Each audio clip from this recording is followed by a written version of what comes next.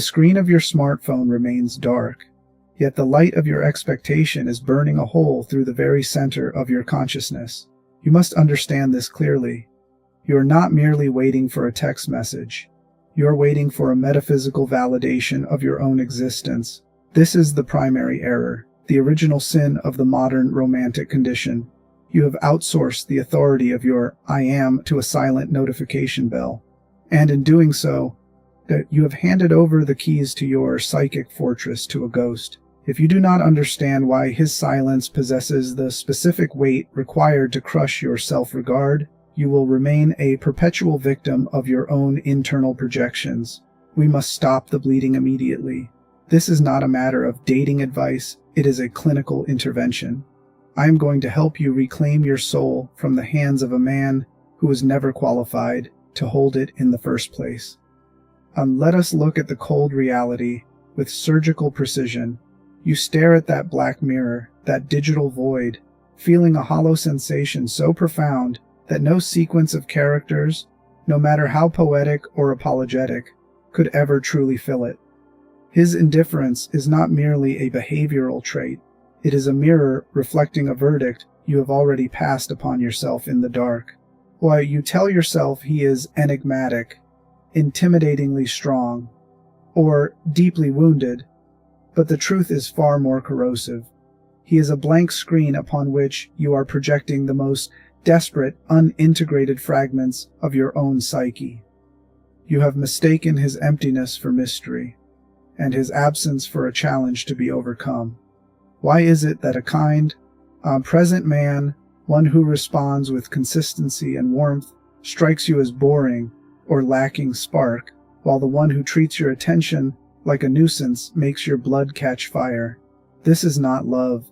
This is the possession by an ancient psychic entity that Carl Jung identified as the Animus. You are caught in a spiritual game where the rules were rigged against you by your own unconscious long before you ever met this man. You are worshipping at the altar of a god who isn't there, sacrificing your peace for a phantom. We cannot continue this way. The cost to your soul is too high. It is time to perform a radical surgery on your unconscious. We are not going to teach you how to get him back or how to make him notice you. We are going to teach you that he never possessed anything of yours that was truly valuable to begin with. He was simply the hook you chose to hang your own power upon. This realization will be painful. It will feel like a death. But it is only through the death of this illusion that you can finally be born into your own sovereignty. Stand still. The silence is no longer your enemy. It is the laboratory where we will begin your liberation. Carl Jung famously remarked that everything that irritates us about others can lead us to a profound understanding of ourselves.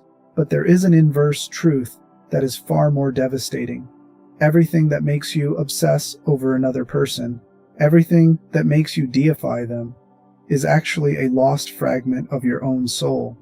When you look at him and see mystery, power, or an irresistible gravitational pull, you must ask yourself with the most brutal honesty, does he actually possess those qualities? Or are you merely lending them to him for the duration of this drama? In Jungian psychology, this is the phenomenon of projection. Imagine you are holding the psychic gold of your own human potential, your confidence, your dormant intellect, your capacity for decisive action. But because you fear the weight and responsibility of that gold, you seek out a lump of common clay in the external world to paste it onto. You have fashioned the mask of a deity, placed it upon the face of a stranger, and then fallen to your knees to worship your own handiwork. You are not in love with a man. You are in love with a museum of your own unlived life, housed in his body. Inside every woman is an unconscious image of the ideal masculine, a guiding entity known as the Animus.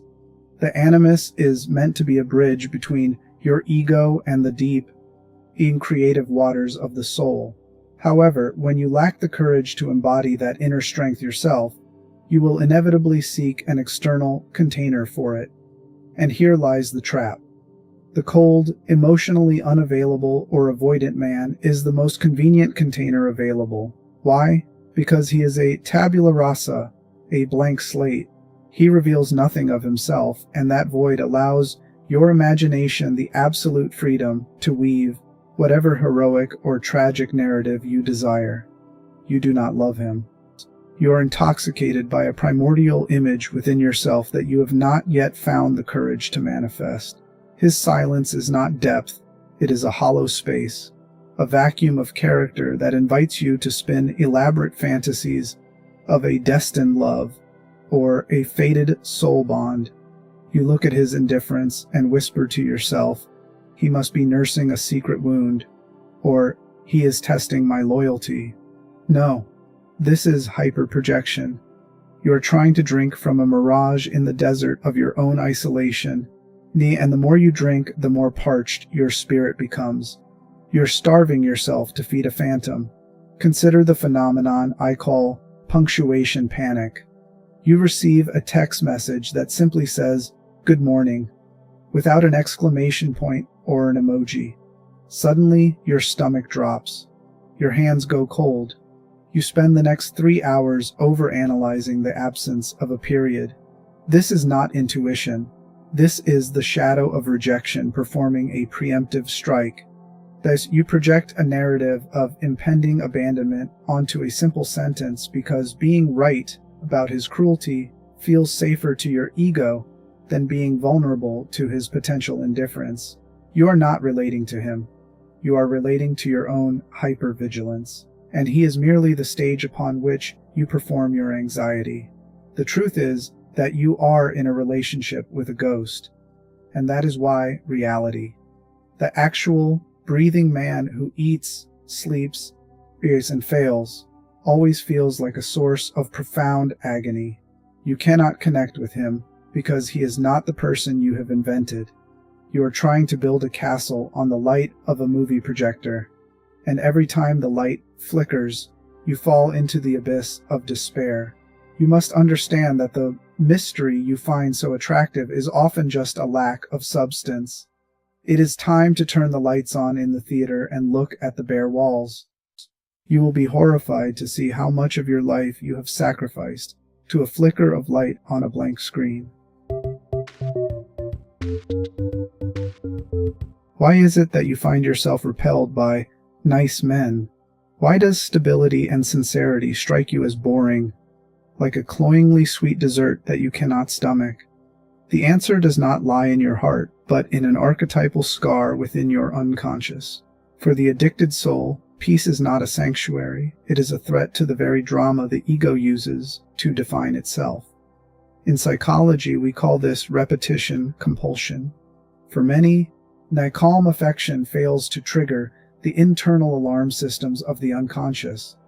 You have been conditioned to believe that love is something that must be won through combat, suffering, or agonizing labor. Perhaps it is the shadow of a distant father, a preoccupied mother, or an environment where love was always a conditional prize. Your unconscious has equated intensity with instability. You aren't seeking a partner, you are seeking a reenactment of an old wound, hoping that this time, or through sheer force of will, you can force a different ending.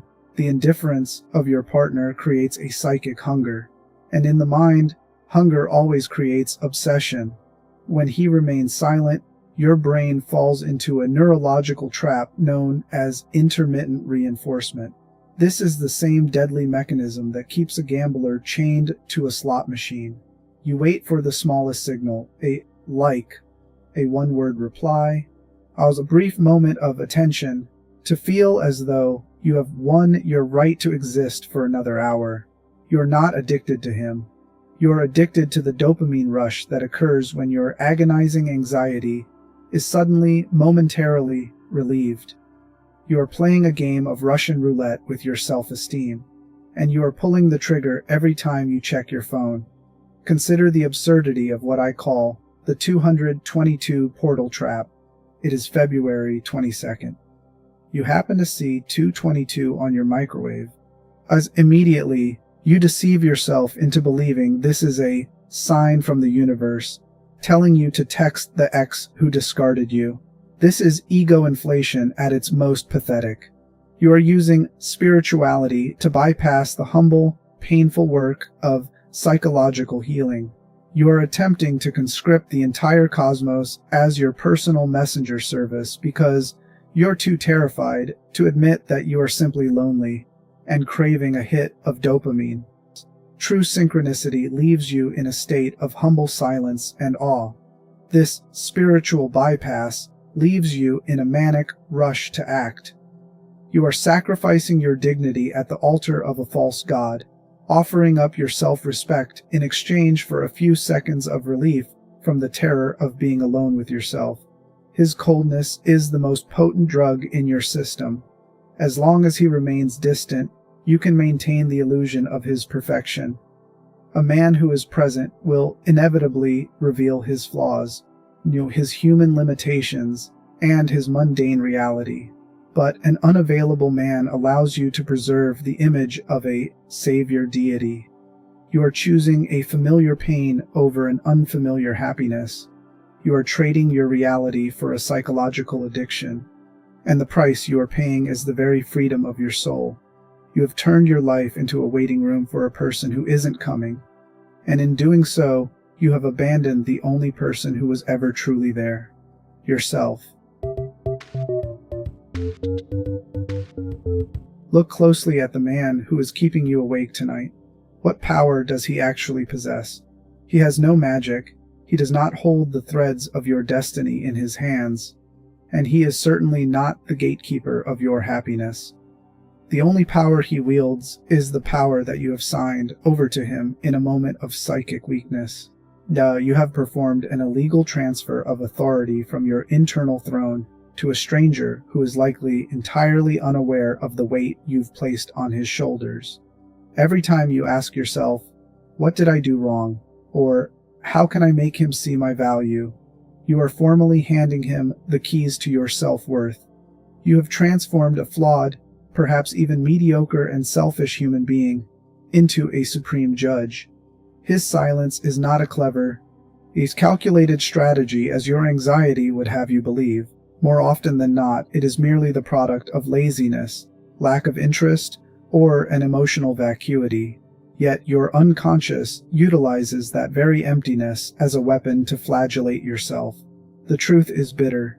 You are not being manipulated by him. You are being betrayed by your own fragility and your desperate craving for external validation. At this point, we must confront the shadow, that dark, unacknowledged part of yourself that you hide beneath the mask of a helpless victim. There is a part of you that actually finds a perverse satisfaction in this humiliation. It is the part of you that believes you are fundamentally unworthy of being cherished, the part that wants to play the role of the discarded one, so it never has to take responsibility for the terrifying task of living an autonomous life. Clinging to an unavailable man is a perfect retreat strategy. It provides you with a legitimate excuse to remain stationary, to mourn, and to avoid stepping out into the vast world where you would be forced to face your true power and your ultimate solitude. The Soul-Snatcher is not an external predator. It is the cowardice within you, masquerading as a complicated man to keep you imprisoned in a familiar hell. You have manufactured a monster to serve as an alibi for your refusal to fly. As long as you can blame his indifference for your stagnation, you are granted permission to delay becoming the person you are actually capable of being. This suffering is a shield, a form of self-defense against the burden of freedom. You are using your pain as a currency to buy safety in the shadows of your own making. It is time to disarm the shadow and admit the truth. No one has the power to snatch your soul unless you are the one who first serves it to them on a silver platter of self-loathing. To be truly free, you must accept a death. The death of the idealized idol you have constructed in his image. You must perform a cognitive surgery to look at this man and see a being of flesh and bone, a person with limitations, mediocrities, and perhaps a profound lack of character. Withdrawing your projection is not an act of hatred or resentment. It is an act of ultimate awakening. What you must stand before the mirror of your soul and courageously declare, "The strength I saw in you was never yours. It was mine. The mystery I craved does not belong to you.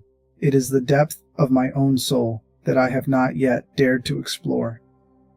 As you begin to pull back these bars of psychic gold from his vessel of common clay, you will see him suddenly shrink. You will find yourself wondering how you ever managed to kneel before something so small and hollow. This reclamation is not a cowardly retreat, but a consolidation of your psychic forces to defend your own spiritual territory. Stop waiting. Stop decoding signals that do not exist. His silence is no longer a puzzle for you to solve. It is the final and only answer. There is nothing here for you. When you stop projecting, you will feel a tearing sensation, the pain of the great emptiness. But do not rush to fill it with another illusion.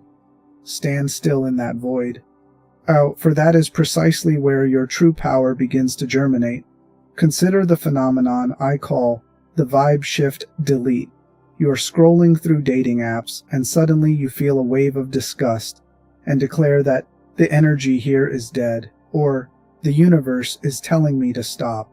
You believe you have reached a higher state of consciousness, a keen intuition that can see through the vibrations of the world. But the reality is far more mundane. You might just be hungry, tired, or your ego is so terrified of rejection that it has created a spiritual camouflage for your flight. You are using intuition as an emergency exit to avoid actually being present.